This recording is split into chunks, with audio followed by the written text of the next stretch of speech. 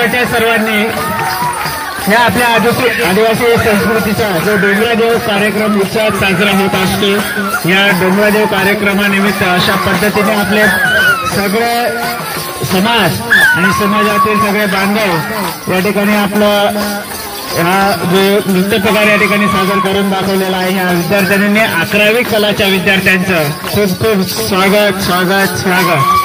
आणि या ठिकाणी विशेष म्हणजे इयत्ता 9वीचा विद्यार्थी समाधान गायकवाड या ठिकाणी आपल्या सर्वांसमोर पावरे वाजवून दाखवत आहे.